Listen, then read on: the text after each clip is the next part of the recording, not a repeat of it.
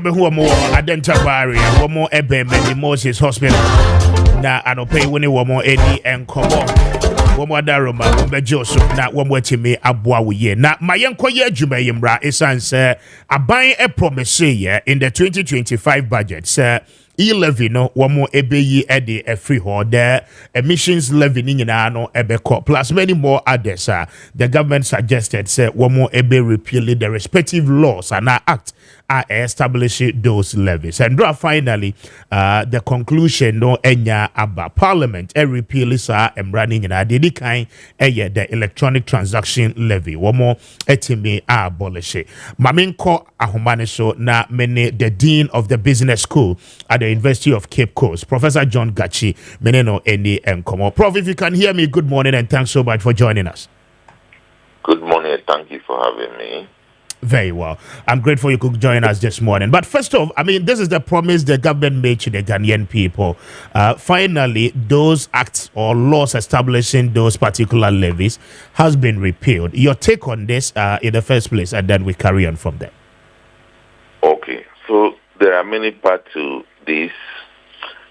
Number one, when you are going for election and then you make promises based on a lot of deliberations and validation, consultation with all the stakeholders, and you do make that promise to the people, it is important to keep those promises, to keep faith with the people, and to know that for the people to know that what they have expressed that was understood and kept in your manifesto, you are living by it. So that is the first thing. The second thing is that we all do agree that the tax environment has become so disruptive and creating problem for the business environment, and also some complaints were coming from the public. And when that happened, the tax policies and programs become counterproductive. So you want to raise 10 million by putting ABCD together, but you end up not getting the 10 million. And in addition, you get a number of people not comply. So the removal of these taxes is to give respite to the business community, the consumers, and also to engineer a renewed sense of compliance. And that compliance itself, with time, will increase revenue mobilization for the country. So that is the essence to which this has become very important within the tax landscape of the country. Now, interestingly, whilst you seek to fulfill the campaign promises, many have questioned how you are going to make up for the shortfalls in terms of revenue generation. And so, I mean, I know you were part of the team that put together the economic dialogue. Probably some of these things might have been discussed even before coming to this point. I mean, what are the steps we are taking, I mean, in taking care of the shortfalls whilst we repeal this? Well, I think revenue mobilization should not be seen from a linear equation. In the sense that, okay, this is producing this amount of revenue, so you are taking it away. So you are losing that revenue. Yes. So that becomes a matter. The issue is that amount that you are raising and the problem that it's creating for the economy and the people. Will it allow them to become more productive, compliant, and the rest to keep the tax system going? The answer is no. So what you are doing is that you are investing in the economy through the removal of those taxes to engineer more compliance so that more taxes will be paid. So it is not a loss of revenue. It is actually engineering a new sense of compliance to increase revenue. And you have done this thing with other measures in mind. You have done this thing by cutting down expenditure. If somebody tells me that reducing ministries from 30 to 23 is not expenditure cut, then I have a problem. If somebody tells me that if, for example, you spend 1 million Ghana cedis on each ministry or on each minister, and you have reduced the ministers from 123 to 60, it's not a huge expenditure cut, then I have a problem. So assuming that all these things are done without touching expenditure, without ensuring that things that were done or were being done which were not promoting good financial management were being tackled, then there is a problem. So there is a twin action. Increase the efficiency of the business environment, do something to increase compliance, then do something against expenditure. That is what is happening. Yeah, that is I what I don't think we should be overly concerned about the loss of that revenue, because the measure itself will bring back more revenue in the shortest possible time. Prof, in addition, revenue is not mobilized only from those taxes that are removed. Okay. Other measures are being put in place, even to restructure the VAT to give more comfort, unless people say that the rigidity, the difficulties that these things bring to our taxpayers and business people is good, that we should keep it. Unless we are saying that. And if you go to the extractive sector, you will also see measures put in place to revamp and increase revenue from the extractive sector. I think you talk about gold, the way gold is being managed now. There is also programs to introduce a Natural Resource Revenue Management Act that will be structured in line with the Petroleum Revenue Management Act, so that how those revenues should be collected, managed, distributed, or allocated are done in a more efficient manner. So all these things might be read together. But if you just take it they have stopped this source of revenue, therefore the country is going to suffer, I think that you are not assessing these issues well. Yes, but Prof, on the expenditure bit, now the argument has been that indeed you can do a reduction of the entire total number of ministries we used to have. So from 30 to 23, 7 ministries collapsed. Now you do reduce your ministers as well from 123 to about 60 of them. Yet you decide to balloon the office of the government machinery. Now the argument is the fact that it doesn't really reflect on the figures, because I mean, even though you are cutting down this, on the underside, which is the government machinery itself, I mean, the numbers keeps increasing.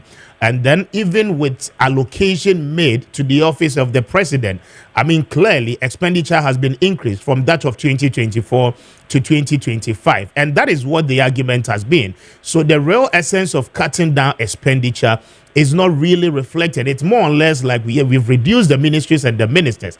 But when it comes to the office of the president, it's almost twice of what we saw in 2024. So how does that really reflect with the current happenings? Okay, so we are discussing reduction of expenditure in the country. You are comparing the expenditure of the presidency against the expenditure of the presidency in the past. That is not equal to what we are discussing. That is not equal to what we are discussing. In any case, I don't want to go into that, because I've not checked to confirm what you are saying, so I wouldn't go to that. But given that that is the case, are we trying to say that the number of appointments to the presidency and to the other sectors is the same and even near the numbers that we had in the past? The answer is no. So we cannot underplay these measures, and they are very important. So we need to look at it holistically, or we need to put it together. But the moment you are just targeting that, e-levy is producing this amount of money, betting tax is producing this amount of money, you have taken it off, therefore the government is going to suffer. We don't do those analyses. That's the point I'm making. So clearly, I mean, there has to be a very good distinction between what we saw in the past and then what we are seeing now, and then the measures put in place by the finance minister to be able to cater for the shortfalls. Probably so, more attention has to be given to the interim measures that has been taken. That is what you are saying. Exactly so, because that is what we are seeing, that it is far, far better, it is far, far productive than what we saw in the past. And there's no question about that. If you look at the numbers that produce the expenditure, the numbers have gone down significantly. And that is a fact that we cannot run away from. I believe there was some explanation given to the allocation that were done. A lot of areas were accounted into that expenditure. But if we still refer to it that is higher than the past and the rest, the architecture of the past is not the same as the way the today has been configured. But that one is left with those there to come and explain to the public to understand better. That is not what you have asked me to do this morning. Very well, very well. But Prof, before I let you go, I mean, there's also an amendment of the VAT Act to also increase the level of VAT that will be paid by the mining companies. Already, they have equally raised concerns about the fact that, I mean, an increment is actually also going to affect their operations. Then what it means is that a large chunk of their profit will end up with the government. But yesterday, we saw Parliament pass the amended act for the value-added tax. And so what will be the consequences, even though industry players are complaining about such an initiative? See, value-added tax is not directly on your profit. So it is input-output. You bought something vatable, you supply something vatable. You strike the difference. So if somebody, of course, when the rates are lower, is the best for everybody. But to say that it's going to affect your profit, this is not income tax. Kessben. Then again, you look at the lower end of the extractive industry, where about 1.5% tax was taken away from the small scale producers, because as a country we have realized that over the years, over 100 years, the focus has been on the big mining companies, and we have not developed the small scale sector, which is actually indigenous. So you need to create a breathing space for the indigenous to grow. So this is the balancing effect that happened in the extractive sector. And I believe that we need to recognize that and support what is happening in that sector. Then finally, the recommendations and some of the communique you issued after the economic dialogue. I mean, are we seeing some of those recommendations being put to use in the current circumstances? Yes, a number of them have appeared in the budget. Okay. In fact, during the economic dialogue, all the discussion about the macroeconomic stability also borders on how carefully we should deal with our debt management, and debt management includes contracting of debt etc. Then we talk about how to balance the falling nature of the Treasury bill against designing some longer-term instrument for the investors to take advantage of to lower pressure on the exchange and then inflation. Those things are being catered for. We also talk about the tax environment, that some of those taxes, levy and co, are supposed to be taken off, and we have seen that in line with the budget. So a number of them focus on the SOEs, cocoa sector, the energy sector, and I think you have seen a lot of activities going on in the energy sector and the cocoa sector to actually repair the wrong that were done in those areas. So a lot of things are fine space there. And then the private sector will thrive when you create environment for it to support government activities, and all those things have been seen in the budget. Very well, Prof. We are much grateful that we could speak.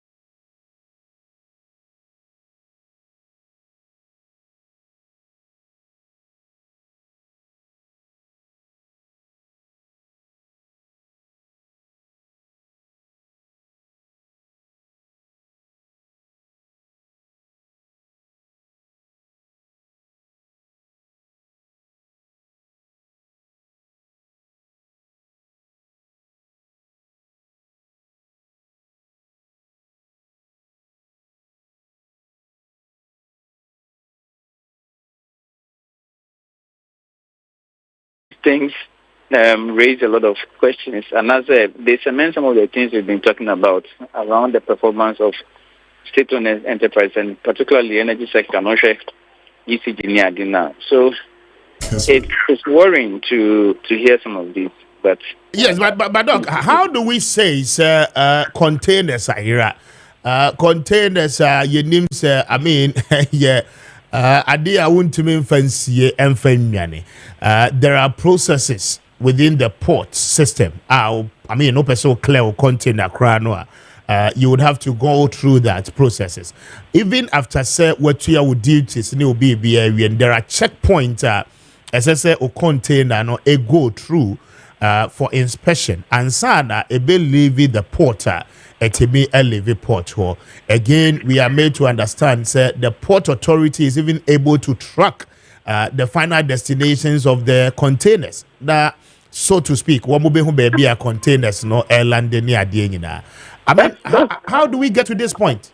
That's a surprising point, because I mean, to also know, say, I mean, if you take an agency like ECG, this is not the first time or more aircraft be Shaba. And I believe that they have a procurement unit, Sanyoma way, a banner, say, shipment near there. I mean, it's a well-established institution now. It is a containers of that magnitude, over 1,000 containers, it's me, era, say, a tonsuma, and I say, baby, I cover there. It's very, very disheartening. And even to know, say, in this hour and in this age, I be acquire information technology. I mean, I don't know much about port systems, but at least you know, say, you are able to track and know that each point, baby, so as a company that is well established to do our motor procurement, or motor ekra free abuchre eba, to hear this, and I think we really have to ensure some investigation, because we now who are found culpable. No, I was saying okay, Doc, Mamina was Yanope. I'm grateful. Yeah, thank you very much. And that is Dr. Charles Ofori Jemfe, policy lead at the ASAP on climate and energy transition, speaking to us now. Andra, Energy Minister Dan Kasa, on his Facebook wall, Andra Najono, this is what he writes. The Honorable Abdullah Jinapo writes the facts on the mixing ECG containers. I say, let me set the record straight. During the transition period, the ongoing NPP administration disclosed that approximately 3,000 ECG containers were being held at the Tema port due to inability of the ECG to clear them. However, upon assuming office, I visited the Tema Harbour and was presented with a different figure of 2,500 containers, which had incurred a demurrage cost of 1.5 million Ghana cedis. Okay, it goes further to say that the discrepancy in these figures prompted me to establish an investigative committee to verify the circumstances surrounding the containers. The committee's report, which was presented to me, confirmed that over 1,300 containers were indeed missing, contrary to the narrative given by the previous administration. As a result, criminal investigations will be launched immediately, and those responsible will undoubtedly be prosecuted. Government remains committed to ensuring that such irregularities do not go unpunished. And that is according to the minister. Many the executive secretary and executive director at the Masemse in the Enkomo Benins. Ben, what do you mean, yeah, Minia. Now, it is saying, Ready, the Achemilia, or Chesha now, and come to you, Unia, $20,000 if I did. I'll be for him for $20,000. Maybe go for him. I mean, I buy US buy. Ben, I heard that. How I $20,000 mini be am the amount. Now, men got it 1,300 containers. And me who say, oh, Kasa, na what's your statement? What's it there be containers na nyiraye na encrophobi na area containers no asan akoton diama ECG. E dey na nim fasa asem yo. Many have that. Na container dey area say. Yeah. Some say your position is a containers na nyiraye say. Okay, GRA terminals are the whole time a port enclave now, a national security enclave. Bonded warehouses in Okruma, a national security installations. The confiscated warehouses, a national security installations. And you know, say the Niema, a cranium of Yaman on Neba, and Niema no cry a code demurrage. That's a demurrage, you know, a binding in Santoso. Now, the co end of the GRA terminals are aimed to mean free hall. bra one Commissioner of Customs anyway. Entering free ho abra jury officials, especially Custom Division or money these terminals no anyway. Entering free ho media abra National Security Operatives or more port no anyway. Entering free ho media abra ECG container no ayo modiana containers ni modiana no munyawe. Ntino a syndicate of criminals ECG workers eka national security operators. You are alleging say ECG workers eka syndicate ne ho. I think that yes, for now no, it's an allegation, but and only court which may prove say liable. But investigation everybody, which is the qualitative aspect of it, Bemaya who say ECG workers eka sako no we ho. Say GRA workers eka sako no we ho. Bemaya who say national security operatives eka sako no we ho. And Bemaya who say Commissioner of Customs eka sako no we ho. And largely maybe the previous government, the seat of government, some persons or more honor. And so chrono hono. Yeah, position is empese because containers are container to me and rasa. We got 40 feet containers, sometimes even 60 feet containers. These huge containers say ebe iradi Canada and I say organized crime via those individuals yeah institutions say about the or more individuals do or makabum say we are containers and they are cotton. And at the end, yeah, position they say containers near Santon, my ECG, say, these containers, were made specifically, manufactured in the specifications of ECG, standardized and manufactured. And these are cables, these are distribution lines and transformers, and our bulk supply points.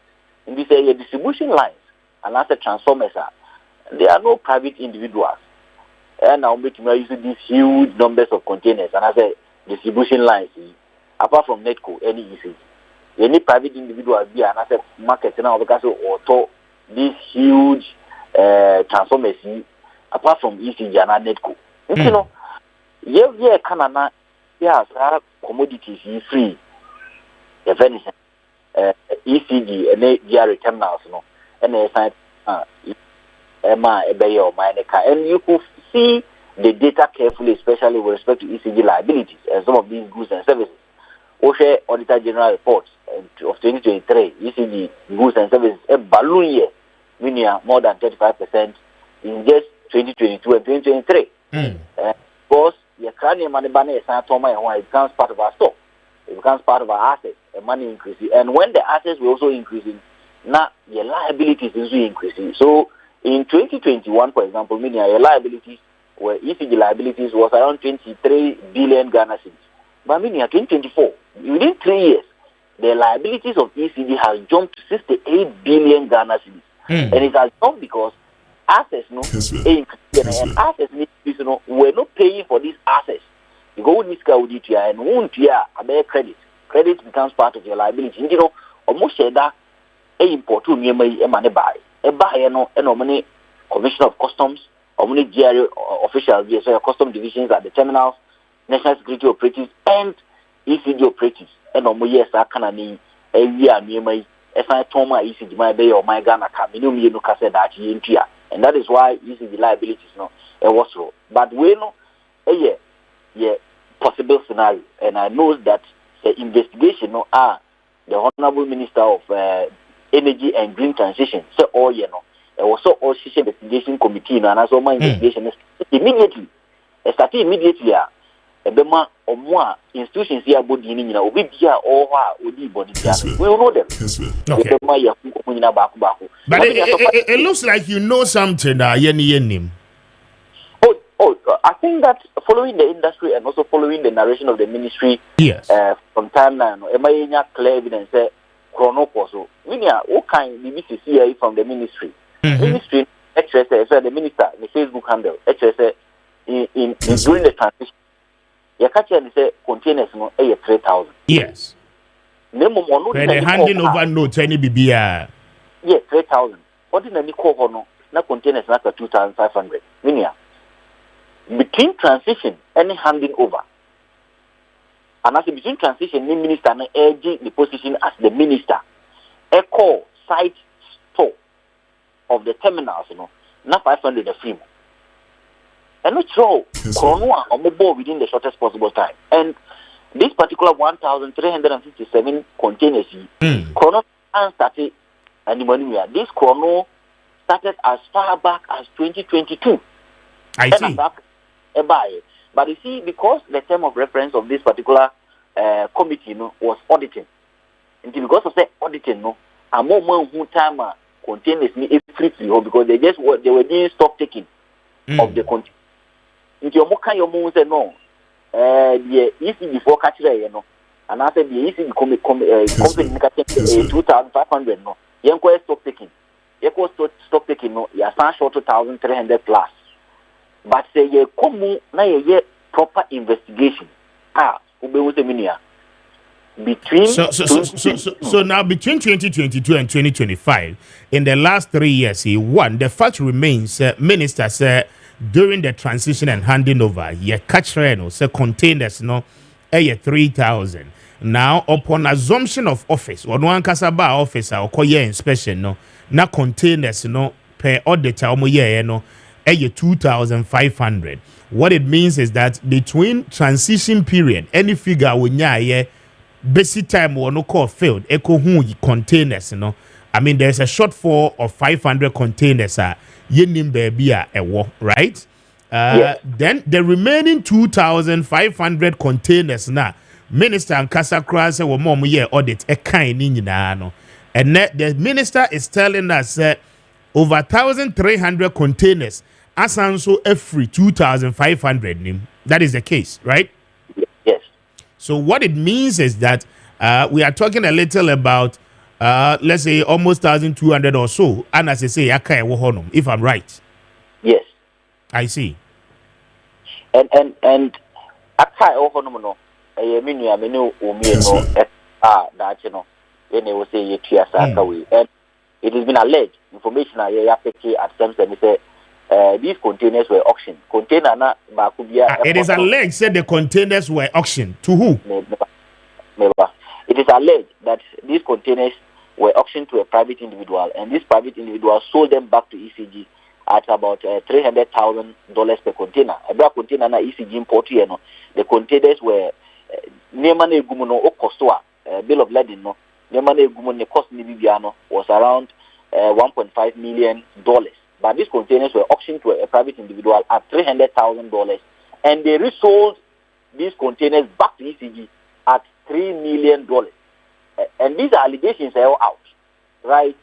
But these allegations... Ben, also the bill of lading, no, the valuation of the container, no, $1.5 million, right? Yes. Then it was auctioned. That those containers are no. It is alleged, say, ECG for Nankasa auction containers need to a private individual. ECG to me auction yes, GRE. Okay. And auction ma private individual 300,000 per container, and a private individual signed Toma ECG $3 million per container. This is the allegations out there, but minister no best set up in the committee, investigative committee, and some of these information will come out. Very well. Mamena was Yanope. I'm grateful. Yes, all right. But that's it. And Benin's executive director Eddie Masemse and Yanino Eddie Kobono.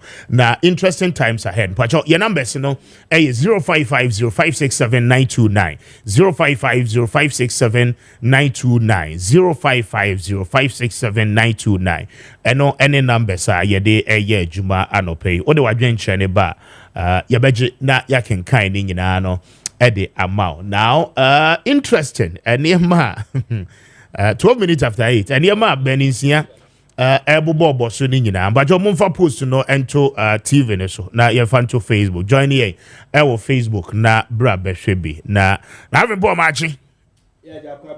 Na to say, Yamia Dumara Kobibia Kwame. Bibia fire. I mean, so the year covered the May shall see. I see. Remember.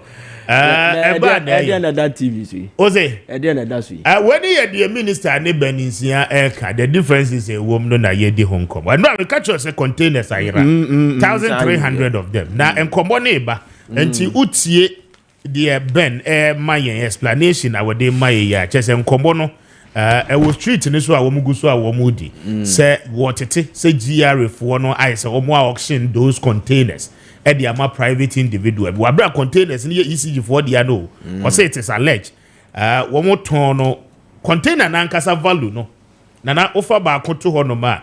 Beninsiani CSOs ni mayati asese per the bill of lading na ECG for ni kita no. O value container ba ko bia enema ewom no esombo $1.5 million. Okay. Okay. Necessary. And you need na $1.5 million. Initial report say the containers na Iran. Were to $1.5 million. No, we say one back on $1.5 million. Hey, woman no. Okay. Bill of lading no and no. Auction no. One more auction at the ama private individual. It is alleged though, but was a committee to be establishing all those facts. One more auction, you know, one more demand microphone $300,000. And a microphone as we try one more was a beton containers, no, as a diama ECG $3 million. Hey, and no. Now, so made it because free and no abesin there. You did it in Comboni Bia. The made it in a containers, ya, nana, you try young. I say, me ye juma wo ECG. Now ye madam for. ECG ni ya ban juma ye kuo. Enti taxes bi wo ho a ye momu ntua ni nyina. Ye exempt wo from certain taxes. Oti ase. Enti madam for no menim se wo ton electricals ho ne ye mane ade. Enti me kwa ECG ye kokra ne ye ma de aden e de aba. E de kwa me omboa me ma me mfa me ne ma ngumu container mu na mo mfa mba. They make a note as Anna, one way any say, and Tinia ni bi ho no ma containers ne buy, you know, a private individuals be dear. One more now for no year, Juma wo ECG. And he at the end ya bedun so as I see a finding ways and means, sir. Ye never clear containers ne dear those people. Everybody make a note as and yen say, ni yan clear ni family and down for no. That is how our system, no. I mean, operators is here. Na nyina is alleged because here tete yenam. Na containers are any ataban. Ede ne tuyira. Na everybody here. Container na any ataban wa nine. Untimi nante. There are security checkpoints within the Tema ports. And see, how does the containers fly away? See, Rebecca see who containers. No, how? Based on what in tina containers near here you. Now everybody no me catch will say. O crowd wo near man na wo de o container APF report kwa. The last checkpoint ubedru ansa na the container na pie national security for now. Now everybody with you. Enti ene se dubik mahama mo ye ko arrest wo mo ankrofo ntias you. But the point is that national security has a role to play in this. Me say the last checkpoint port to her before I do container be pay. National security for be making sure say container no yenim niam wom yenim baby a container na eko. Yetimi track here who container and say eko kumasi a yetimi di extre who say eko ha. Because now nim bibi. Wo na wakra niam no kra dia ban container na nya wo dia wo shipping lines ne dia. Until ko you niam ni wia you must even return the container back to the shipping lines. It's about saying a container, no? Yes, you baby afa. What country are we living in? Dear grandson. So those are some of the issues coming up. But some combo way no, it will not be business as usual. Now, between transition period, Utie, Eba Bedru said Jinapo be ye minister. Jinapo be ye minister from the time I appointed while Yeshua will in, Maubedi minister in charge of energy, basic ne containers ne diesi nyina ye bisa mumie no nyina. Na na utie the American. Yeah. ECG director woko. Ene di owo ho ene ye bisa mumie no nyina because this is a state property. Baby a containers no afa nyina no mumra na mumekire because ECG for no so ewo ho ene no cannot tell us say One more to me and your due diligence. Someone named say ECG no containers, our port, moon from money near you. You cannot tell us that. Moon to me, my excuses no. Eti mu ma yen hu baby a containers nafa. Se container no wanya atabanye tu tell us. Na yen hu se de container no wotumi tu. On 19 so no opie ne yen nimu a mu ma yen kɔ hwehwɛ no. Why? Kessben. Ade a country kra na ye kyekere ne san.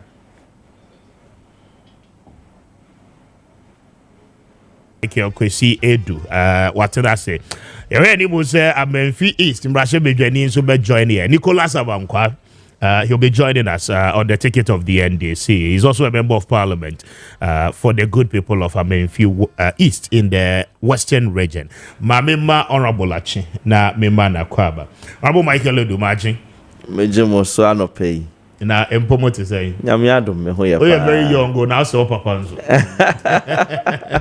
Ezikoto nwanoma.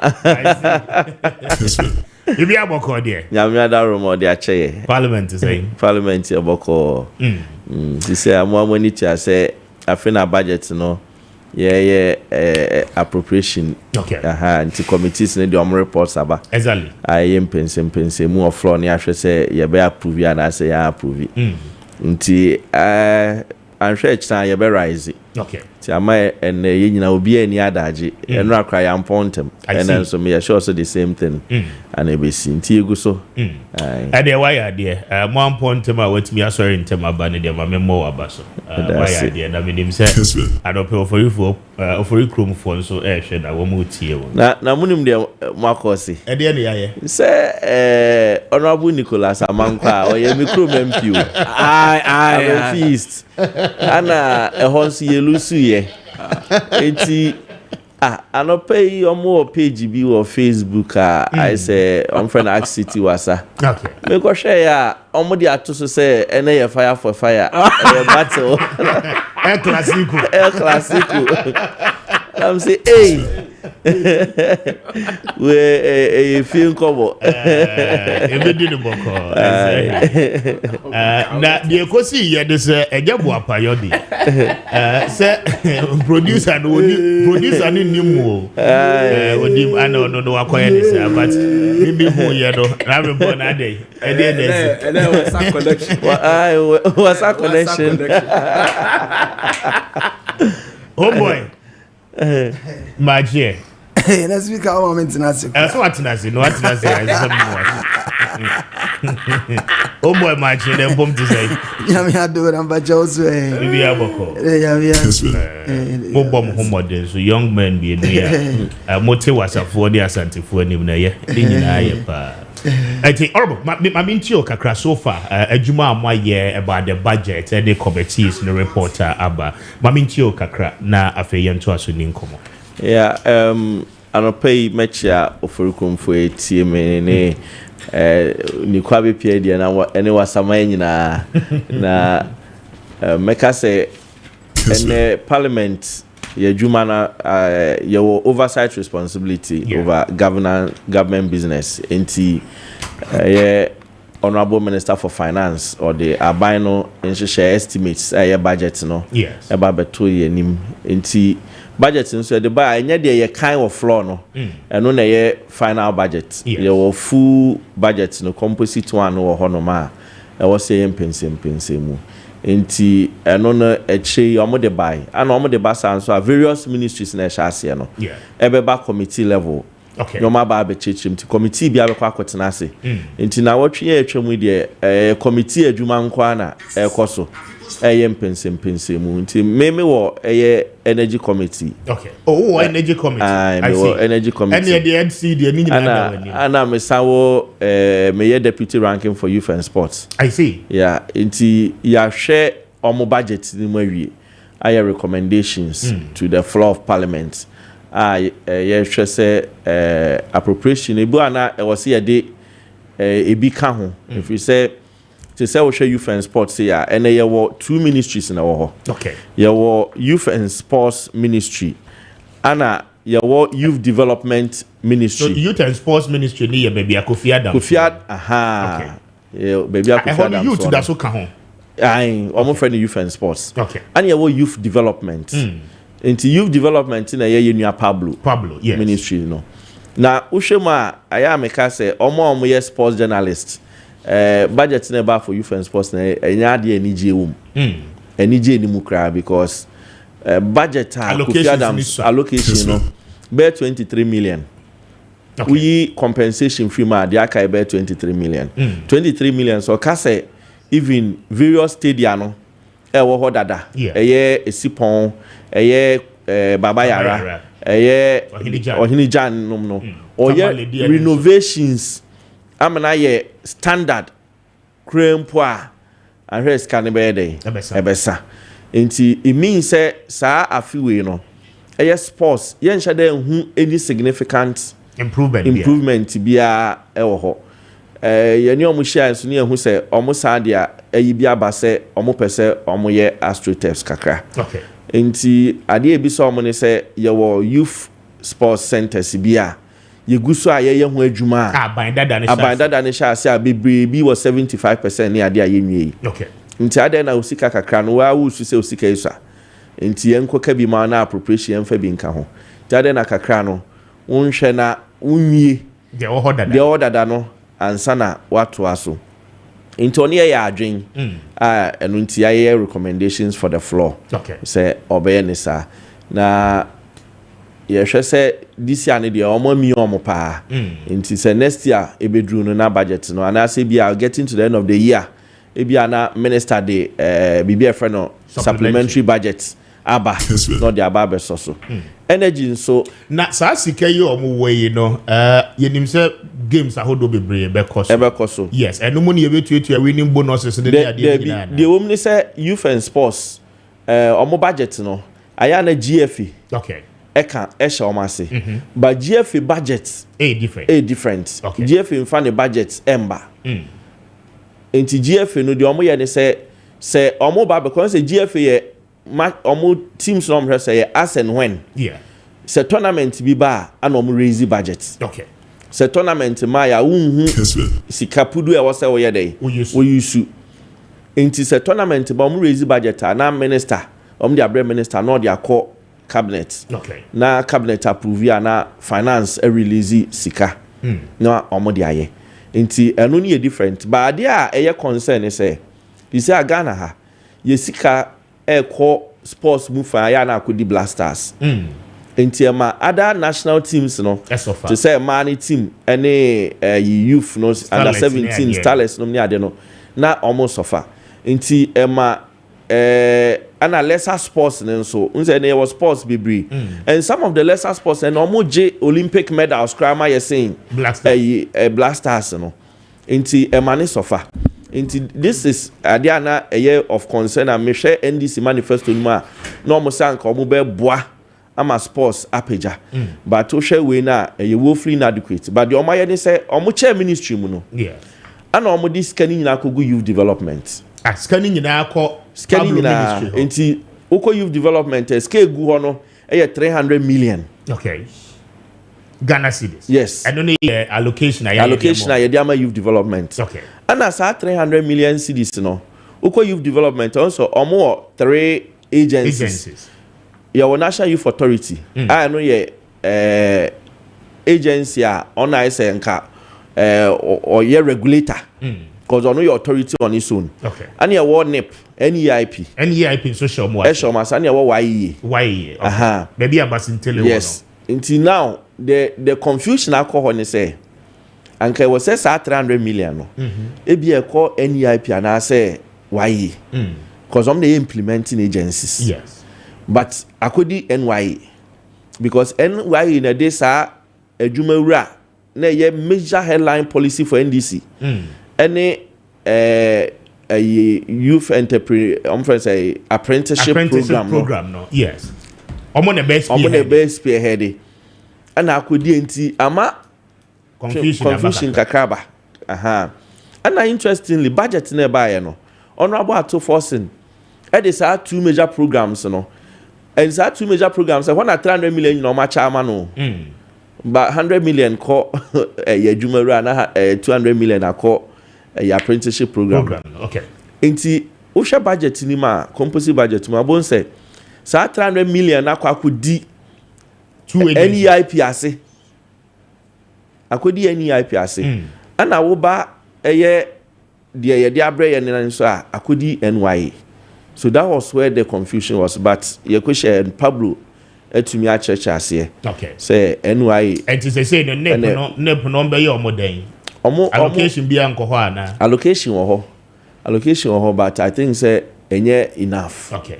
Enye enough ana sa adwumawura no separate project NYA best spearhead. Okay. But NEP will continue to do its job.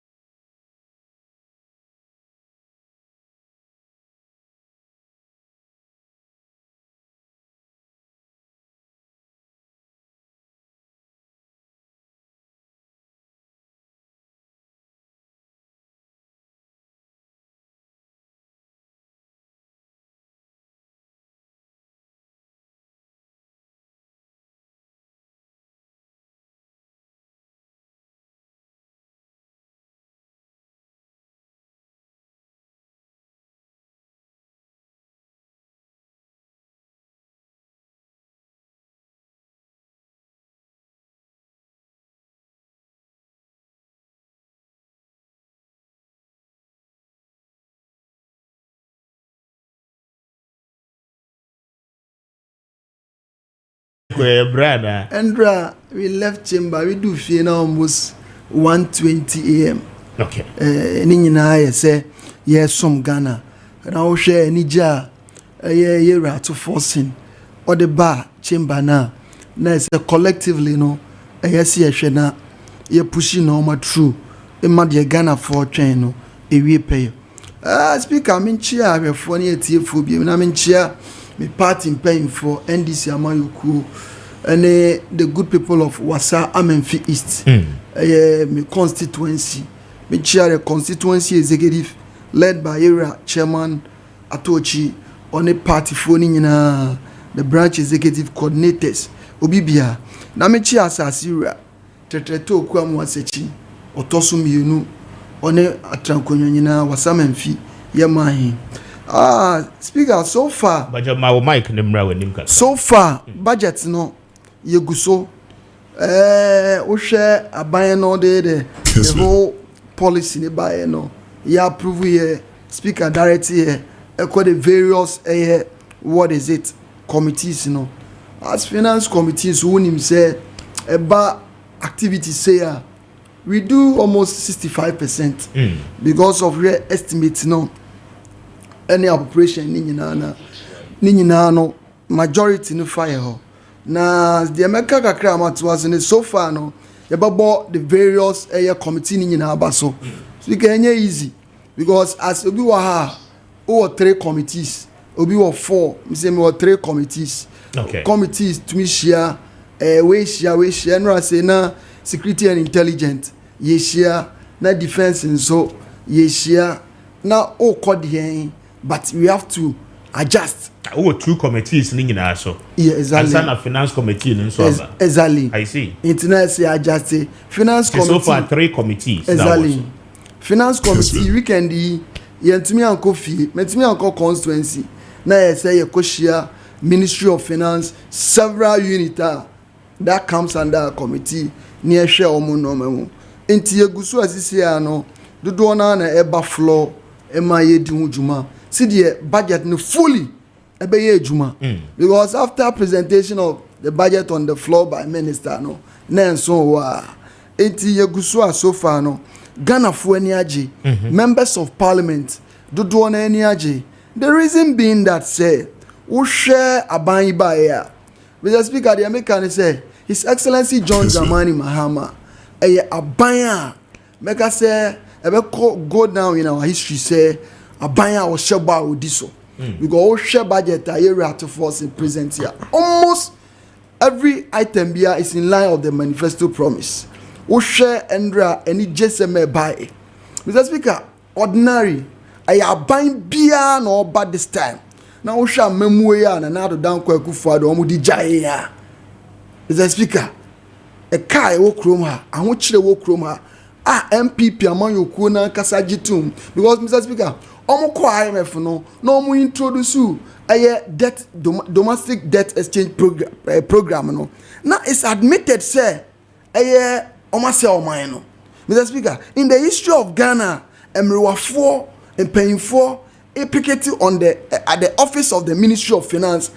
for the first time in the history of Ghana yenya former attorney Yamame Gloria Kufuado Osema buy the MPP Sophia Kufuado na so amemwo na do dia be kroma na nye intino misika kem bia my investment no na ya more admit say minor be edu inflation at the rate of 52%, Mr. Speaker and another shebe bi omo de dollar kokodu ye shebe bi omo de debt portfolio kodu ye Mr. Speaker they pick this country the total debt portfolio was around 120 billion Ghana cedis na do dan kwa ye rabaomia ombeja ya hako no omo de almost 800 billion and on here buy which is 717 plus billion no mujane kroma over the various sectors over ECG ebedin komo omuja 68 billion Ghana cedi debt cocoa board omuja 32 billion Ghana cedi debt Mr. Speaker na ye den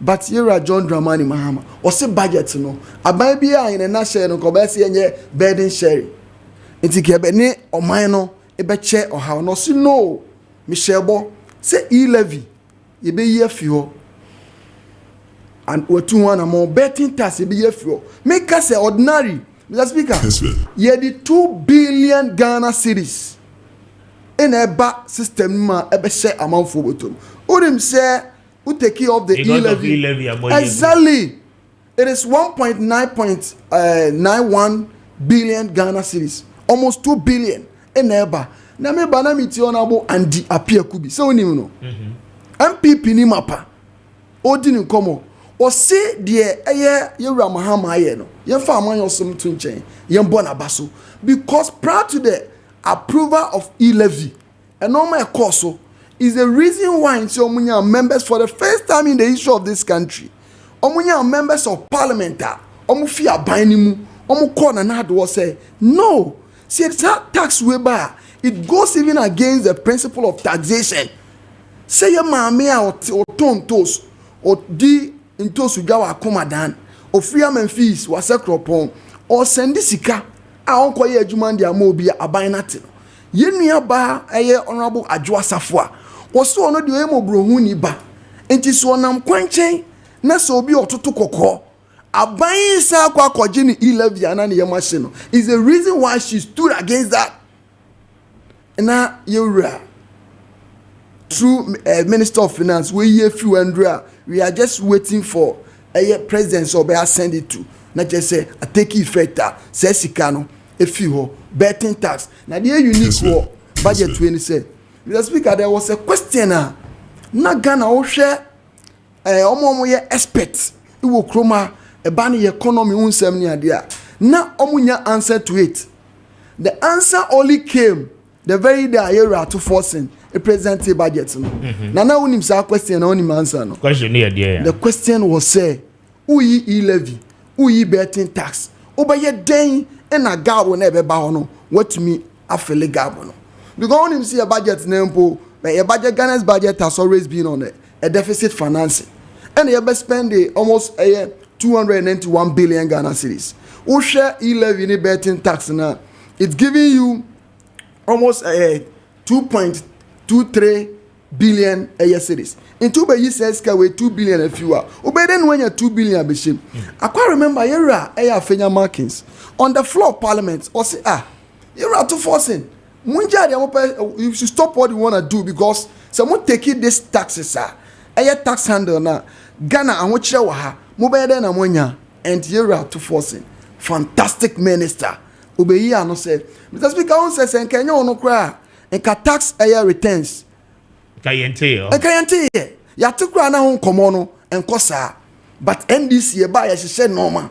No ka say ono na ne papa the former finance minister you are set up as man call parliament or the bill ne call money ye won adwuma na 8 years ni the purpose are intia ye de sa ade ne bae no MPP na do down kwa Akufuado you are ba omi abreso no sika no de ese ye de ye no ye fanye enti si de Ghana fo su adwadi fo su ahokyira ba MPP party na nkasa you are ba omi hu say nyame ye na adom no be win election ya nka e-levy no ko be ye free o betting tax no be ye free o na ye taxa enye tax edwen Ghana fo ho na so e bi o kan ya o mantie no ye ra to force interest say taking a 2% bringing the percentage rate from 6% to 4% no near 2% now that can salvage Ghanaians from this hardship or it will even give a gap because o calculate e-levy now e-levy gets Ghana 1.8 approximately 1.8 billion.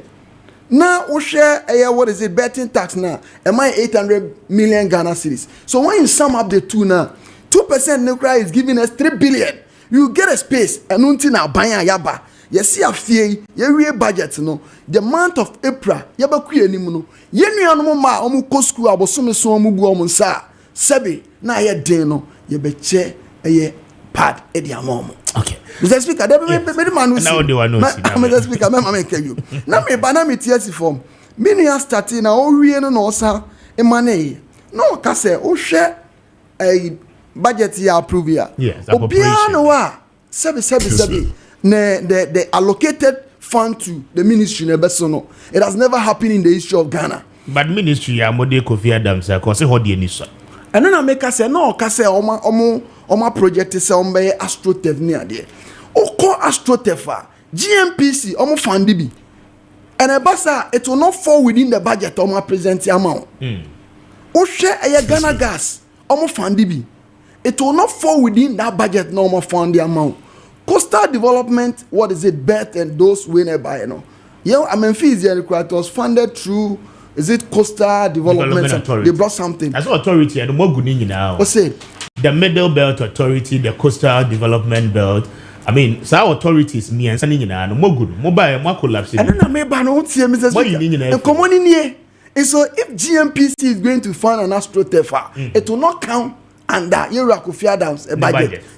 Samson and Ghana gas go fund there. It will not come under. It will be even for part of. Indirectly saying, sir, in that sense, Kofi Adams must rely on those state institutions, to support as part of their corporate responsibility. Is a reason why every institution be our social corporate responsibility. Mr. Speaker, no. You bet me aye. Institutions now mode omwani ato omo so no. So omo enye sika, Ghana gas enye sika wo de beye, GNPC enye sika wo de beye. Na just astrotef ni en develop. And I was say you come on we say Oba Ministry of Sports now. I was trying to find out the rate of retention because also internally they raise internal generated fund which is IGF. Omo de your friend is saying gate fee JJJ wo na say the Mr. Speaker, over every sector, with the exception of few, they all have their internally generated funds. Into no support. Yes. Exactly. It is because no support to ministry, But I don't know how substantial is it, because and I mean besides as a ministry, no one will raise the crana. Or be raised through agencies and show us the National Sports Authority, NBA Stadium, no games, event. Yes, one being kakra. Now, not one more the amount buying through the ministry. Yes, we agree, we understand, but I don't know how substantial is it. So, what's your honorable Maakye Ledua? Or say, oh, yeah, why doing say, obey renovation with the stadium? I hold one eye, one crana, Sikano, and soon, baby. The speaker, the Sipono, I say. Many bro. Me bizarre said the I say admitted you must do it. I don't think I can afford to Obama NDC abine. This is come on me pay. So Western region, the only way standard way out with me a pride on wait President Kufuor no. Now Dubai I say there has never been any renovation. Mr. Speaker the so GMPC and all these they will come on board. And you on feel by honorable Pablo the unit now. Okay, say keep me a cultivate near the no. Every government be on a policy direction. I see. The say Oba budget neswa as I capture our budget. A finance was allocated there. Yedi baba a youth apprenticeship. And I deal when this year be no. Bebrena anya fufro under Professor Mos Abreso Obama Fisa several people no benefit here omusia hairdressing omusia what is it seems tailor whatever omunyo omusa no adwuma is exactly so near baba obekrom ha youth development na unemployment youth na okroma so is a reason why a special unit was created to take care of the unemployment rate and this year free power no na unemployment rate near 8.4 now down kwa MPP abain. Omujaya no, omujaya 14.8, which is double digit. Inti this budget no, a budget a nije budget. A budget aso obiaso. I'm just speaking no pay me beya. Me see ya old my out here no obi twendro. And I can say NDC MP no oh with damasi. He left yamoyi no. Amende me send this kakwaji no ma me say me that's my brother Maakye Ledua so there's a lot of battles now being here but this is what your member of the finance committee is telling you say I mean you want to be brohon ma wo watch share and then they are getting their priorities right enti mamintio na yemra ECG ni yamane so what can sem bebre na say aboni wan ye hu ne tenten exactly na kasa tenten so ntoponko na amemu na fe no mo sha ase enti many o manka I'll be very careful the way nsembu a ye bekeka no we say enche bia na honorable ato force mba parliament ana obebo ne ho nsamrane say ono ana watumi ayama eye T-bill rate abafom yes.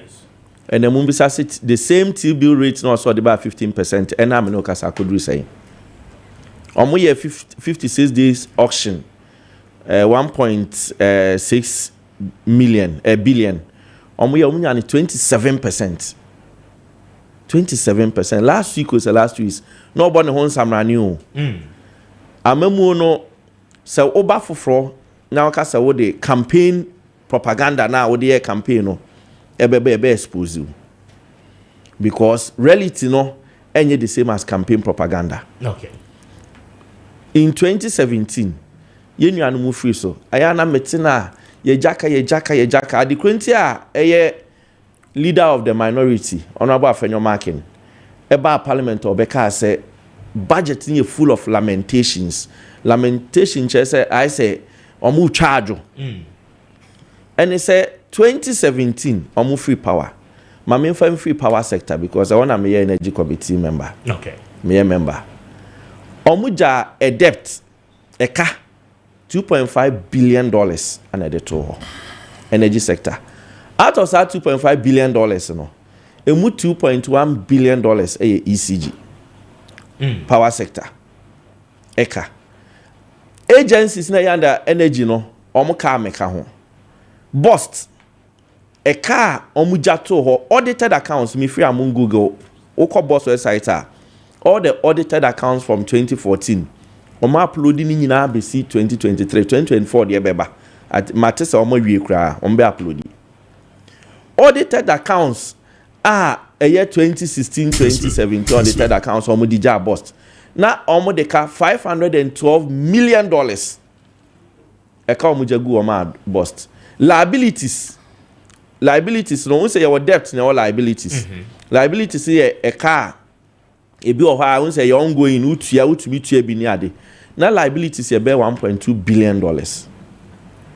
And you be so to o share CCR audited accounts from 2017, 2018, 2019. Bon say every year bi ana e ka no yet so sa until say 2023, 2022 bust a positive profits. Free boss now koto. President Kufuor apenso. JJ Rawlings apenso. Eba President Kufuor apenso. 2009 you handed over Tor. Na a car Tor de $448,000. $448,000. NDC John Mahama April 2017. Na Tor a car omode. Omo long-term liabilities. Any short-term liabilities. $381 million. Tor. And when they collapse it, Tor. And I know no na amount for the omu products abegu Tor. Say omu ba be refine it. Until you will be a Tor ya friend tolling. With the product ne ba ya refine ya na ya juice kakakra. No aton ama market no. Omu product ni bi ayira. Ya refinery we hand over yehu product. But this is a company and a year juma, right? Yes. But now a year juma to its full capacity. Once a company no broke between 2009 to 2012. Into a free 2013 but no muntu mi juma. Into 2015 and strategically John Mahama year wada no yet boss MD. So on san come manage Tor enka boss to home. And a word akone company be kwa agreement say for fuel kakra oil bread Tor. Enti ye o refinery na me dey ama bust. Na bust aton. Enti just 1 year and a year say adwuma no. Enti no munye in full capacity. And no crampo no 2017 na product na Tor so refinery no e bi ayira. And no ma Tor ho kire na ba bisi ene. Yes, but what was the solution that Momo prophecy for 8 years? What happened is 8 years no. Yes. E kana na egu no. Government turning around omo ye tolling kakra na omo ye se Tor na antra no ntua deka. Nti omo ye nti o sha Tor long term liabilities 8 years no e call form.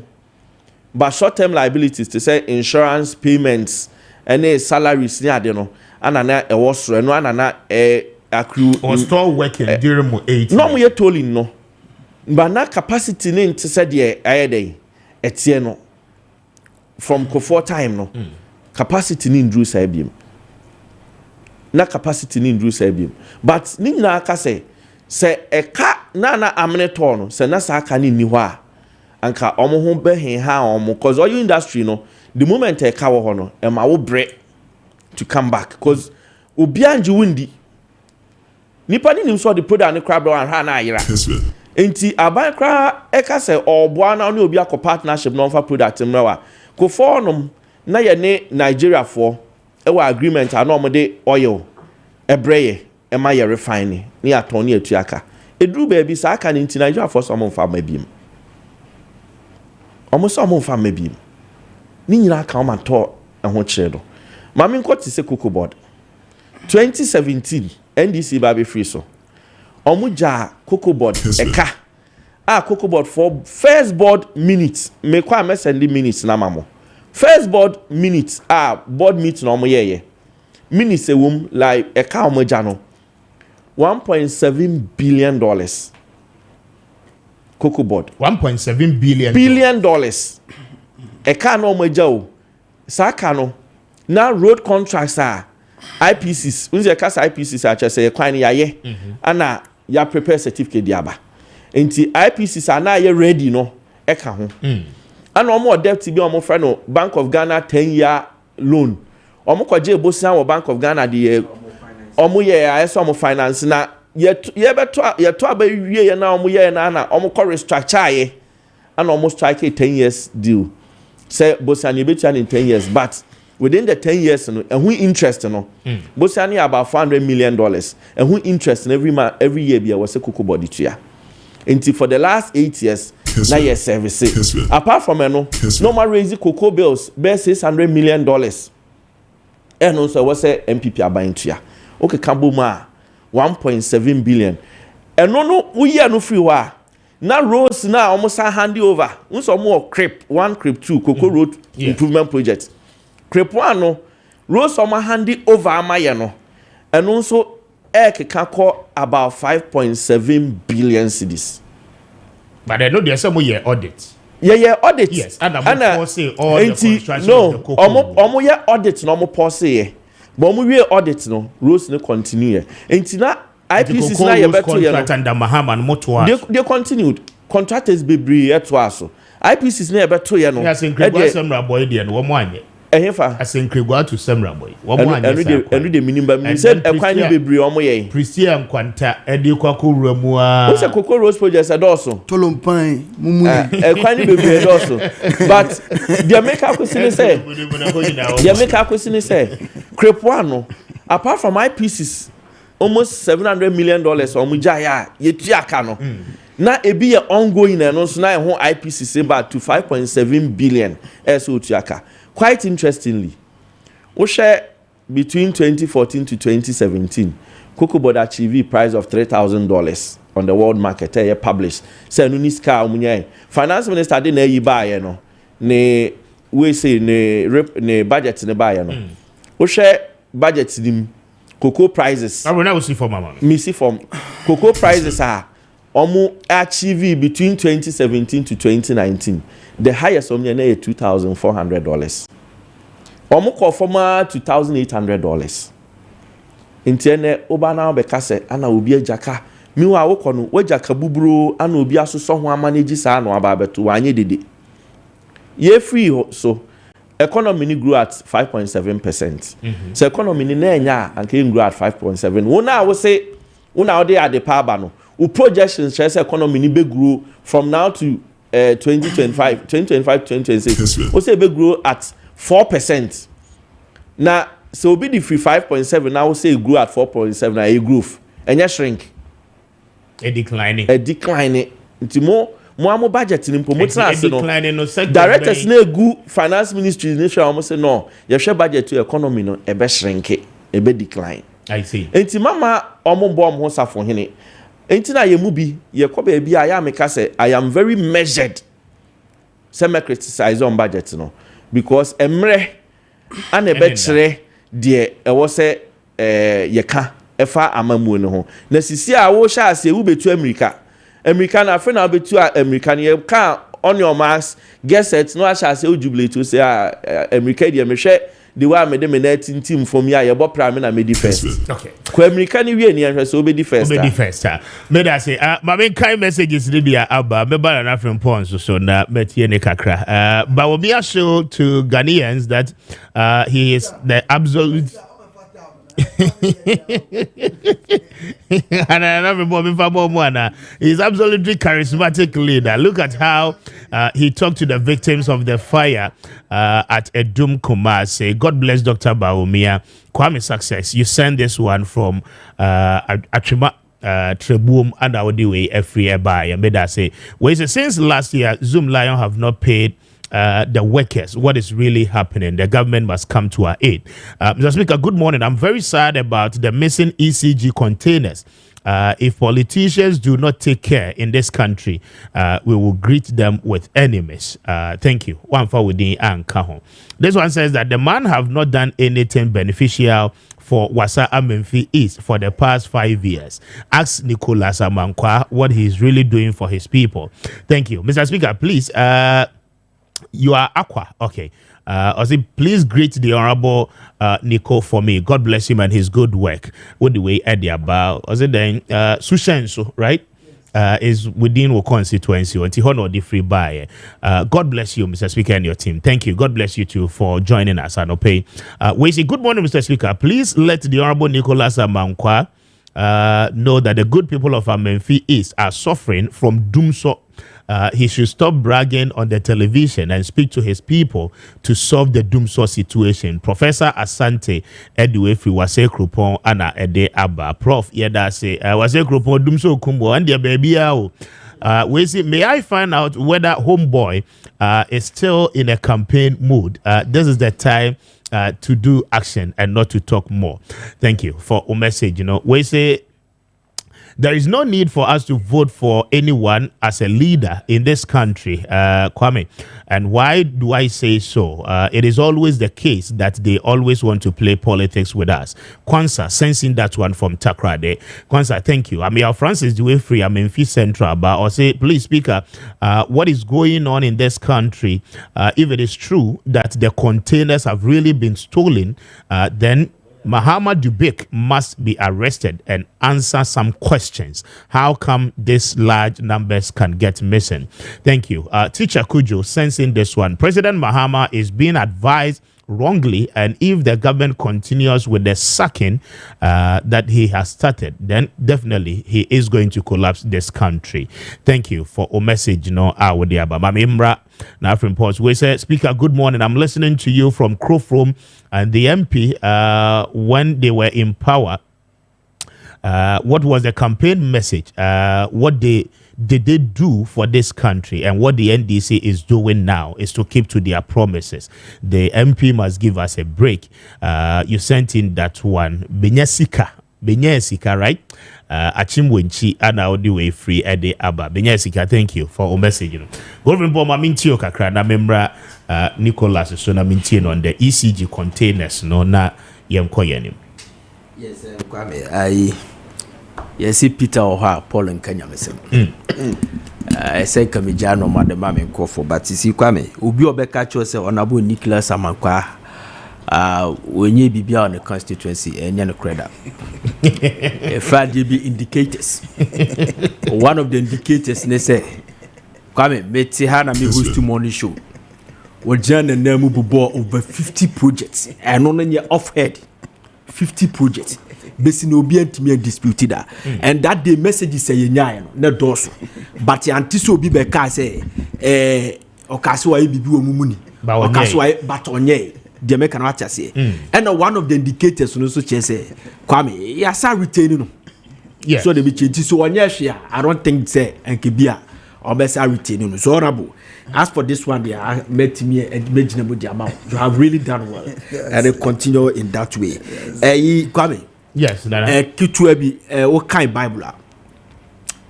John the Baptist. The reason why John the Baptist time ye chenuku jail. And what is say Jesus? Yenoma, Yankuma DNA Sanoma. And now, the swear for the back catcher and say, hey, a brand tibia. Say. Now was sending paya really penya ya resane all the stuff. And was muko bisan. So on the all banwa and I see a helpful friend. According to the Bible theologians, that's the reason why John the Baptist was beheaded. Because of that word. Because no or your cousin to Jesus Christ. No name Jesus only power. And a time no mame John the Baptist mame. Mary Kosrano Kase the Archangel Ban Hose that Chobawu baby a befriend Jesus. Not John the Baptist as ye dear who see a one and I am. Just say he started trumpeting the gospel of our Lord Jesus Christ in his mother's womb. All but Jesus says was say me bomasu na your body there me self fatakrase. So he knew who Jesus was. But and I'm saying he was expecting Jesus Christ to come and pay courtesy visit to him.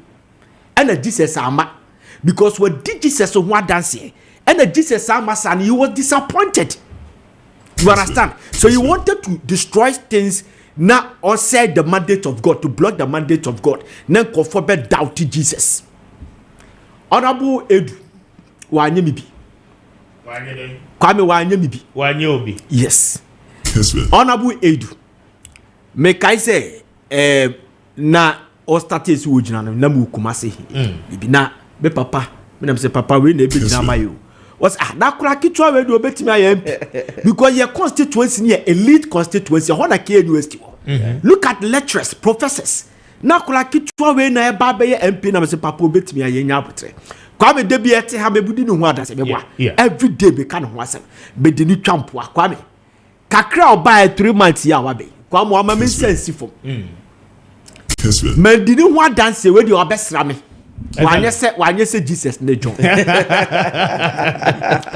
Kwame honorable Edu Amama feel proud to say me were member of parliament the contributions our preliminary me follow no committee level Kwame Kessben. He has worked the first 3 months at our parliament and it is not easy so I call parliament say first timer as a first timer more confidence yes very vibrant and committees are all 7 now juicy committees are and your committee are very sensitive as a first timer who know be a brilliant I show from afar Kwame you wouldn't be on that committee those committees so honorable Mumie Nuninano adopt my heart for Munina and the Munina also feel the same constituency. You said that Nicholas Amanka will come to Forukrum, the you group.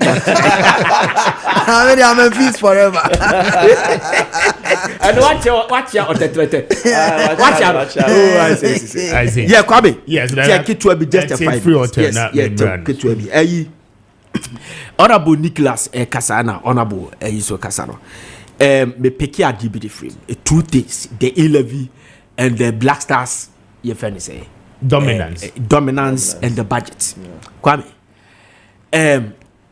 Ghana gas issue I come was GNPC, NPE, and it all. Obia kwesi aspirative. So Obia boa Ghana Black Stars crown. Ghana, whether we like it or not. The reason why Dr. KK Sapo. The time as a DNPC boss, no sponsor a lot of programs and then forecast. DNPC is not into competition for you to keep doing publicity and sponsoring people. So you are wasting Ghana's money. Kwame, so see I mean to President Mahama the portrait now about government institutions. You understand? From President Kofo's time. President be our baby at that portrait here the mark contract. Emma or your corner be printing in Nadia go all the government institutions, including the MMDC's office. Then $10 million is gone, $5 million is gone. But this year, President Mahama said I have to cut costs. Sadia was saying, "This is my photo. I'm a person who be a issue. Photo when I make myself. I them yes. So." Obi our government is too shibiano. Ya download it, go and download it. Never contract which wouldn't cost 30 Ghana cedis. He has saved this country. Abros 100 cedis. Yes, Abros one roughly by 100 cedis. Kwame. Now, President Mahama made us to understand say, ye cut the number of ministries that we have. 7 is off. You understand? And ye added to other ministries. We are cutting costs. We are now 23 ministries. Fantastic. We are saving money, including the personnel and Yeduma our the presidency. Kwame, yakati cost. The same President Mahama say Yebabedi independence. The budget here presented the money a 20 million budget as compared to the last Nana Akufo-Addo, which was about 21 million Ghana cedis. Sorry, 21 million Ghana cedis. And only the near 20 million Ghana cedis. On to me and you see that because that time now on a public servant. Akwaye negotiation say as a sign come to my country 30%, but my mama 10% because sikani ho tell you sikani ho eti ne make sense when I interview Shamima Muslim baby ana utie when Shamima chebe munu me we say it makes sense say when a public servant bedin komaka say yeniska eti ye kate cost now be used to 20 million Ghana cedis the independence no Kwame na it make sense to me so or cut cost from 20 million to 1.5 million. Kwame. Meme yamwa. Blasters a kian chen kakra. Ti betu ya musika na na. Ani betu ya musika. What cap ya ebekwe Kwame? Ebe yam sisime at the map. Because the takwa daman that time no almost sponsor Blasters. Almost buy $500,000, $1.5 million. You understand? FIFA $1 million appearance fee now. It is not sufficient enough for us to go to World Cup. Next World Cup, the last World Cup, because of what happened to Brazil, Sika this one we were judiciously did the budget. Send your buyer, yes, spend this Sika, but we spent $14 million. A World Cup. So that blasters budget here can once a Kwame. Yet to be creative if you don't have an awu fund be a Baba Blasters Ako World Cup. Yet to be transfer Kwame. We don't have money. Next year na can once a free competition. Kwame free man. I the bit yenda. Hey, Ghana for promo ball. Hey, Kwame. Say Ghana pay who board ya. You cost because I never share crown minimum say. Likely Kwame, I never share crown. We will spend more than a beer $20 million for this World Cup. I'm telling you. $20 million. Honorable Beboa. Yes. And Kofo Beko Blasters who bra. And Minister Sabeko Kofo get friends. And Kofo Beko Conway Diani and Grammy test for about $20 million. So Kwame, please. Young consider Sadia we say. Okay. See any independence, 20 million Ghana cedis. Any independence. See a catch cost the ministries all this stuff for their Kwame. You best abino. Because per their projection, Ghana wouldn't get economic amnesty by next year. Okay. We wouldn't get it. A dear na Kwame you bet me for next year. You bet dear who's you bet me about $20 million. See they call World Cup. Ghana we should reconsider this. Very well. Me that say me ba Rabo Nicholas so na meti on so Rabo Nico mame Emra was so na mean tio na yesi ECG containers ira we nan ka me pese Honorable Eduna Ebebe because I know energy committee so but you come in before and said na yenhu baby issues no one kasa containers na yede na ira yo Mr. Speaker meba hono me clear no makakre bi na yentu aso na menua ka the current status of tour Mr. Speaker yemusa say na o kan one shocking thing is mu fi aban mu no even the salaries of workers compensation it was challenging. Now who ye juma na untumi ntua workers ka. Na kan pese oye honest mayens no ka say what is the total depth of toll as we speak now. No be heritage there. Odwane fiwo. Bra ECG toll wo kasisi ya omo kaye 1.5 billion Ghana cedis. Omo ba no within the space of 2019 4 months penal 4 months omo boka 186 million Ghana cedi. Na nya omo abreso na what is it omo say what is it contaminated way from Boston fuel efifa cost to say me bow boss contamination is 2016-2017 contamination is ansa na yeba and omo hand it over to MP sanity. And yeah, Alfred Obin no. Alfred Obin beto contamination. This is a fact. So a lot of people don't know the issues. Alfred Obin beto contamination, but in disposing of the contamination, and a be issue. And or the man moving pina. Yeah. Say omo and left normal farmer IPPs. And some people felt say moving pina was a company and after they are register. So those were the issues. And yes, a contamination see happen so. Between 2012 to 2016, contamination from 2017 to 2024, no contamination happened in Boston. Mr. Speaker, and then I was set to record. Who was afraid of being? Alfred Obin was the chief executive. Exactly. No, but someone amoya contamination. Now contamination you need be oh, fan no one pipeline. So one pipeline. Ebedu na mrefi. One pipeline. Arabo tro. Mo dem amen tron to dry ye be ka ho asem. Mami Honorable Nicholas. Mr. Speaker, as you speak, January 12, 2025. ECG Oshe energy sector hun ensemu nyina na come do okroma $3 billion. Oba IPPs nko as at October 2024 no omo ka IPP so omo supply power na dey maye no asogre na independent power producers no ekroma $1.2 billion omo jan ho. Mr. Speaker, Oba energy sector na when you were leaving office is the reason why ye di bibi friend energy sector levy ESLA almost what has been the usage of ESLA? Mr. Speaker, light on same thing here $1 billion from China. Yeah, they buy a Atuabo gas plant every year annually. I see $1 million. What has been the account? ECG no cano liability debt omo je ekura no eye 63 billion eye Ghana cedis. Mr. Speaker, Oba Yenria Jinapoma yet say ECG debt also no 68 billion. Now I can't cocoa board. Mr. Speaker, me had this one about platformer. I have me can't cocoa once man. We are very, very careful. Because I say a train car and Casadang. I want to form a but okay no person or chemuno. My yenchemuna Ghana fu no more mutie say under NDC Yabreso Coco Rosana ye Amenfi East. Yera Kwesi Oponfos was the MP, JM being the president, a benefit here, was a Pontown Rose was one. Oko Sushan to bring Kotie BPA, what is it? Nananko contractors on that stretch. MPP are by almost on road audit. That's a highway in the highway. Yes. No highway in the CIA. Highway was not funded by Cocoa Board. They are passing through Nanango, CIA.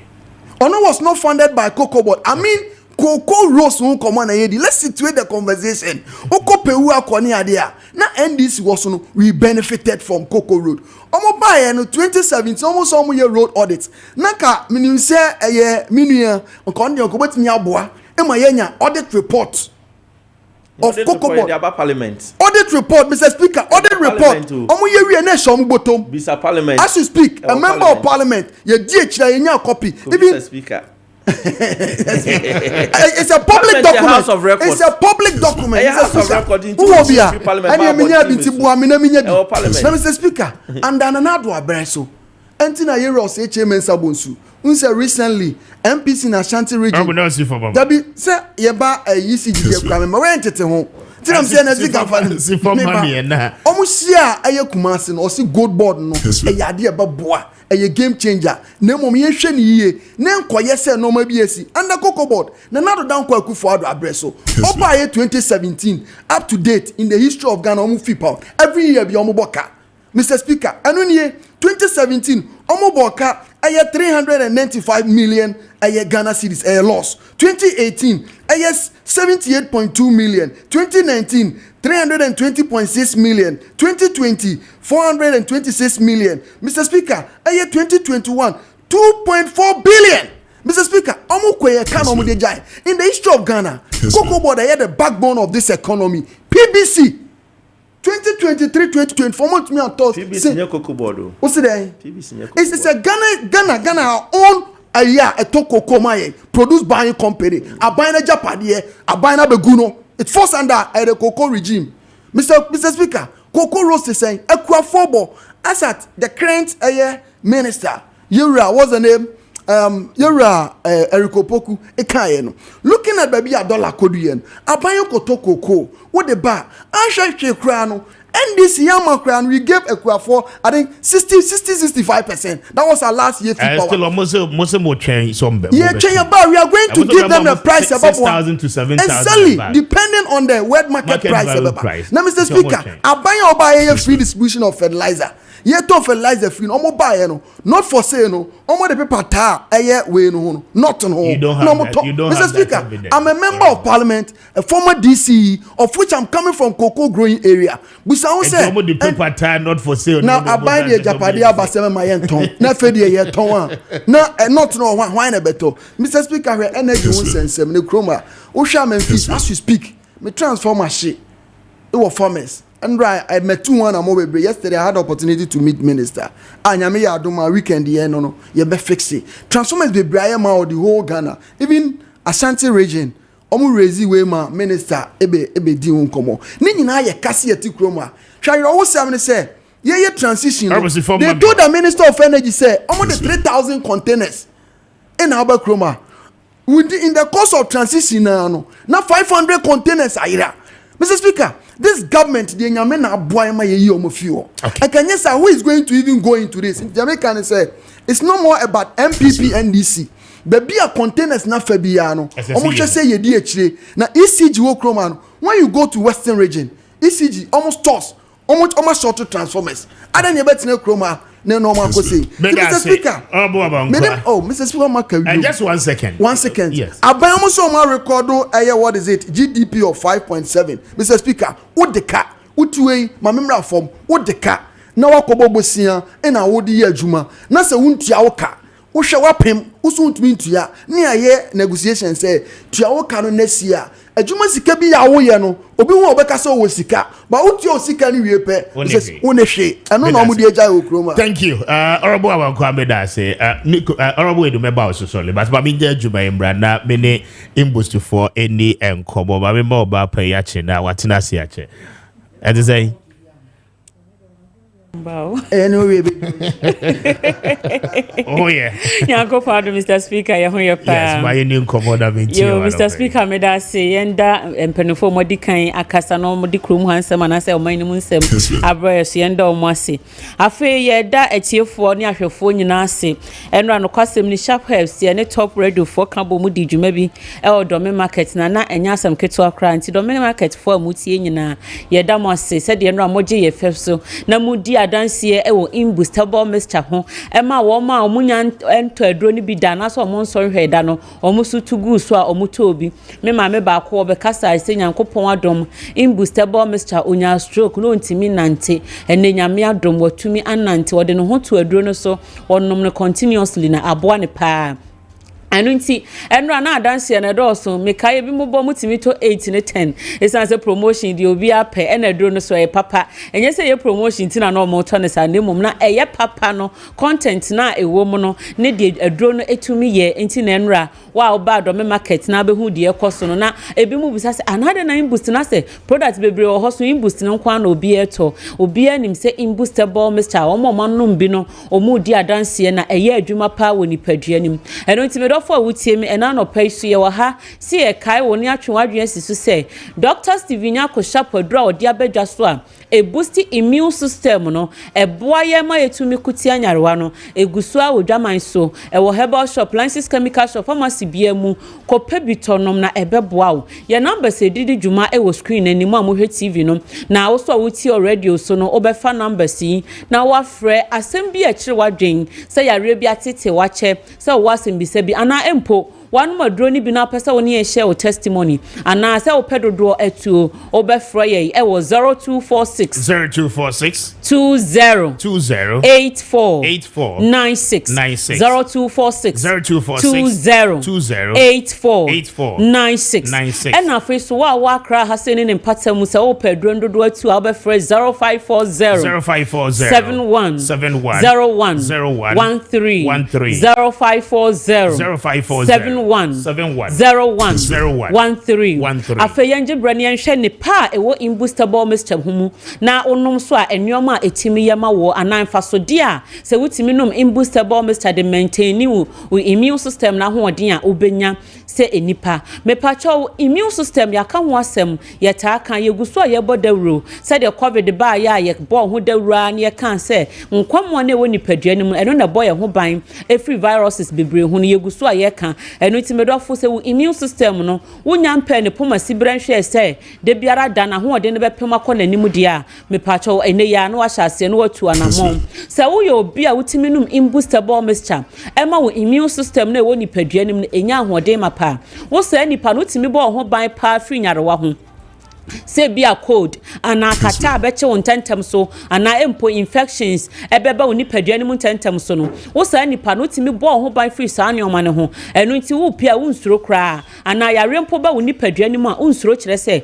wankasa immune system a ewo ni padua ni mu no what kan e di imbustable mixture no e boost no enu nti no se viruses ne bacteria ne ba pe ni padua no etimi detect hu se yes ade bia ru ni padua ni mu a eni kwan se etene mu obi a onya me friend obi a me hia no me nipadua nim no waba enu nti na eba ne sa immune system no nam se wapeja na ho odin no etimi boa eyi sa ne oma ni nyina efri nipadua mu enu nti na yesi imbustable mixture nipadua nim a etimi boa nipadua ma ne sesa nyarewa nyina ekogu afiase ti nipa bia wo immune system wa ho odin no wutimi ebo ho ban fri nyarewa bebre ehom na afen so no wutimi boa wo nipadua ma ne ko edi nyarewa so nkunim enu nti yare de beba ye didi ye no nom ye kɔ ye ba ensu a ye nom ye nuane a ye di toda ni nyina aframa po ehome no etimi kosesa nyarewa de breye na sa obe yaro na ho beto wo ntam so a na ye bobra wo di immune system no agina anase wo immune system se de na ho odin esitie mekira nkwamo ano enu nti na ye kanfo imboost herbal mixture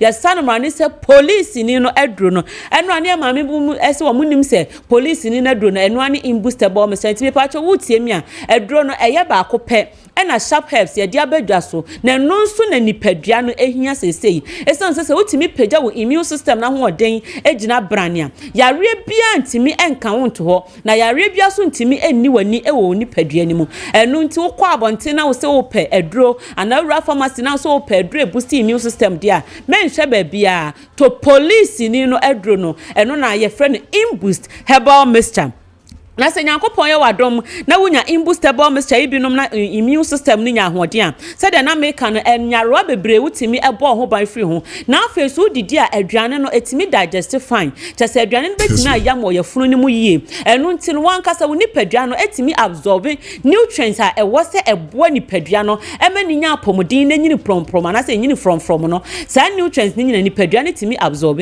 se wo didi na waduane na ntimi undigest ya na nutrients a wunyi hia woni padua mu no untumi enya enu nti na ye tu fo sefa imboostable mixture eye wadro na fa pagya immune system na ho oden mekire police ni no edro no ya numbers no eye 0246 20 84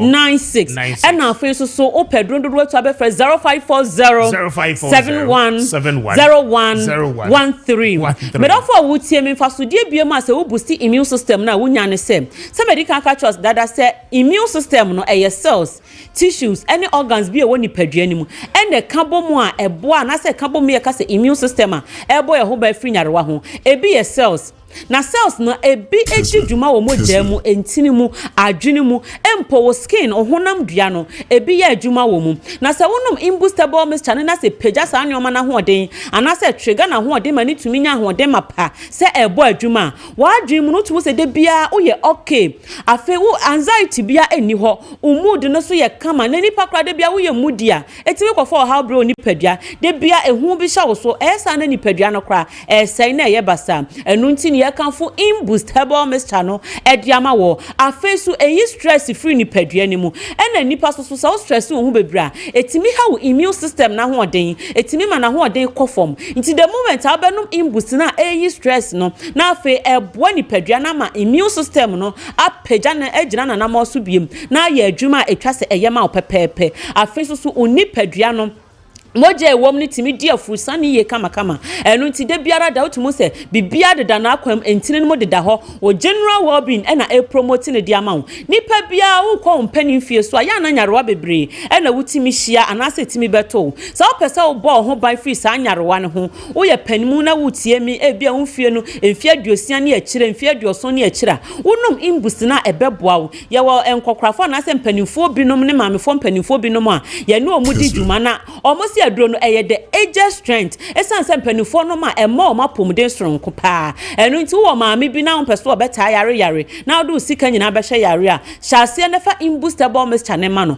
afa yare bia etete wo se ye ulcer diabetes se ye pressure ena ekosoro ana aba fom bebre hepatitis ena hawo ana ya de wa bia no o de fa ho to imboost so na nom no ntoaso na so ubedi adanse se de o mo manya stroke nyina edi adanse imboostable mixture de yentena senyare anko ansa ne yanom yene a yenyare ne de boy ho ban na omo yare no so de abo mu di padua no amenatimi akon edi nyare wanyina so nkonim Ekus Pharmacy ewo Ashaman Wirama Pharmacy so Ashaman ho akra he ya temana na boache ewo honom okanshi draglin herbal shops Kessben nketu anyina enye na ewo mu issues na chese eyensem bebre se obeda benyane na yese be na committee no monya so as it stands now the minister enyama committee emfa briefing biamai okay but we expecting say obeba no de ncheche mu beba okay the yatene say what committee bi say omunyem nhwehwemu kakra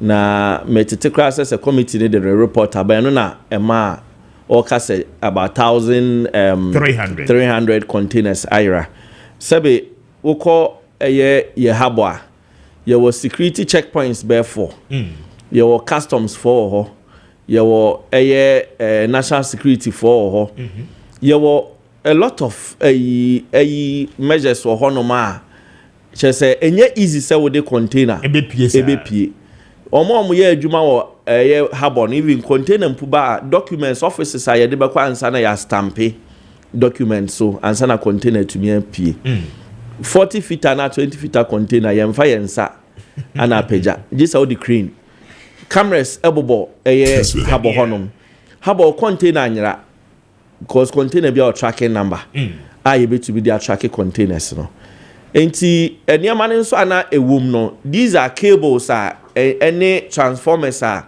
meme ne wo yɛntumi nkɔtɔ nyusu gye sɛ ECG for ana betumi ayusu saa cables we no cables soso a ebi de to fam ebi de fasora ya kese pa enye nneɛma nketewa ana ayira enti de rem kakra ne sɛ transition ni mu yes mini aka say transition mu 500 containers ayira sebe report no emba bonten minister say omuma 3,000 yes and a minister the minister can mean baby or mini afa 500 ni free but the minister can ye on record ni say transition mu ECG man 3,000 yes say eno na wo ho and ECG panina ote ECG no da sabre no dubek no ono na enyo ono na obekọ habo akọ clear institutions bi ati se kokobo nom ni ade omo clear ni ama ba ye wo staff departments omo na ekoye sa adwuma no panyin enyo no obekọ habo ho omo ye wia nom de akogu ECG warehouse enti omo take stock no e de aba warehouse na afi omo de warehouse report nso abre panyin na ote akonwa mu no sa netie ba containers we de free habo ho ebedru and the woman say in 2022 or 2023 minister 2022 minister of finance Kenufrata or the bill be called parliament say mrashe bedwa no enya nsachiraye na cocoa board ECG sa government SOEs no omo niema omo de ba na government waive duty no afi government inji duty wo so enti cocoa board mpo ka ne ma juice sacks bottle ane ye de break wiafo ni yeso omuntua duty wo so enti omuntua afi na amaika no kese free Kwame so juice sacks a bottle edema ekwiafo ye ntua duty na suddenly yakwose samra na yesitua duty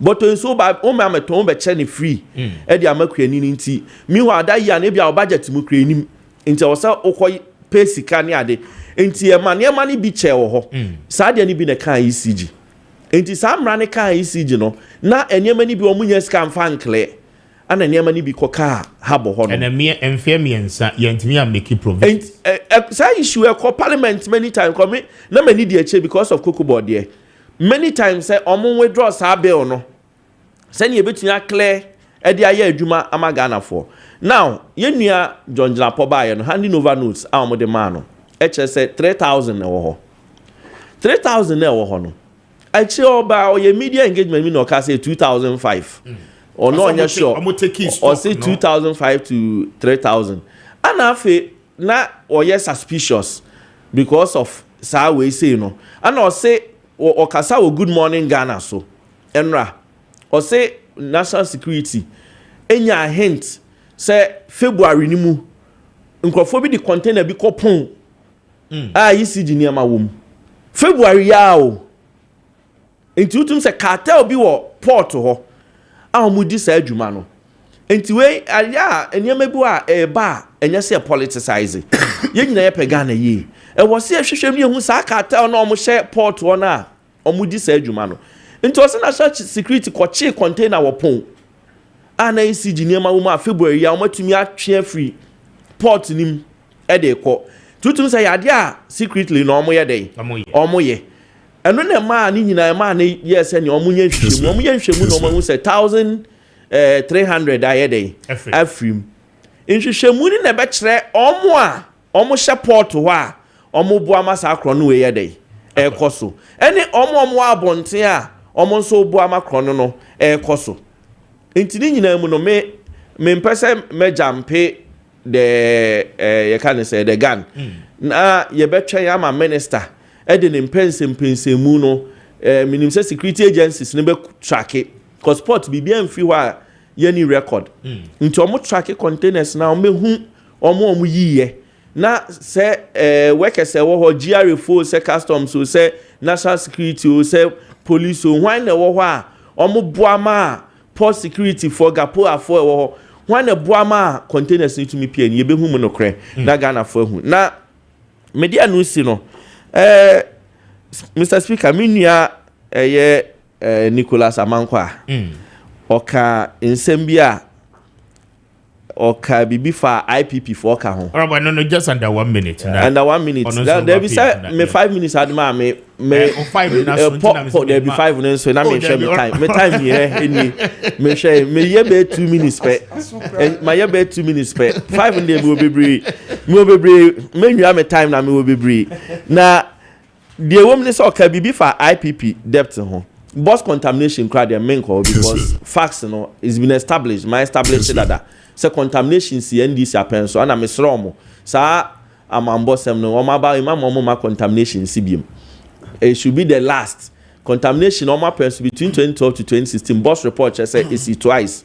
Now fan on your pipeline back open a free CBM port at the bar tema. Until be drew temani a pemu. Ye pay my pipe back koto. The copper ne drew to an asa pipe mu. I say tributaries no.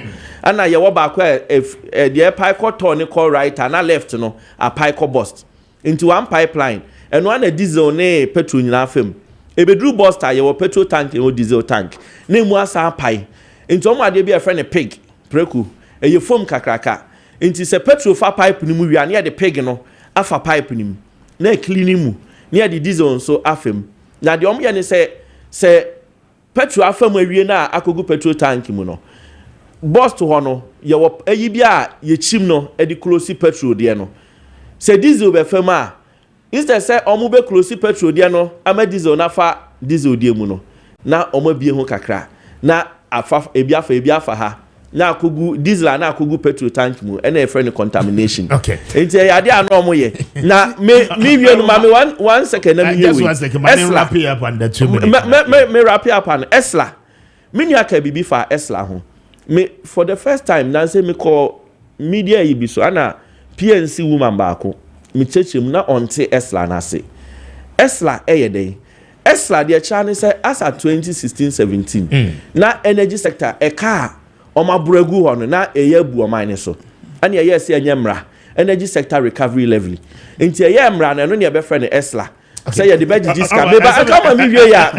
we education we here o na bi Mr. Speaker ani e usia ma me na no wa che education we here ye tie 40 on person but unfortunately obi send a message class of person tie Esla na say we Esla na sia da bi ma me no usia ma no akama ti me wie sisi a akaye ye meti Mr. Speaker yes I'm shocked say what here ka say ono obi ko joy ama me no on tie Esla say no on tia na me share na wo tia se na wo tia se o kra de wo ka wa chese wo tia se ndira kan pese me tia se ma tiefo look at you Esla the debt levy Esla debt no ye Esla ye de ba ye raise Esla bond Esla bond no na ye di tia Esla ka and ye shall say ye collection from Esla edit Esla energy sector levy Esla mo de ye raise Esla bond etia Esla ka but you me da say energy sector levy ya de buy say tax handler de buy say ye de ba betua legacy debt. What yes, I'm educated. Don't do that. You sit on the same part. What you can be. Maybe what type of arrogance is that? You're tax handler. Tax handler. Energy sector. You be to legacy debt. You can't legacy debt. Legacy debt. And legacy.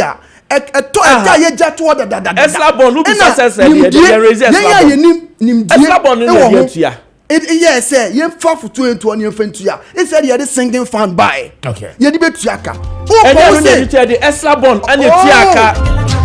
Esla bond. You raise Esla bond and the tiaka program. O kasana no. The bianya cho. Me say. I say you the introduce sinking fan. Sinking fan to us introduced by NBC.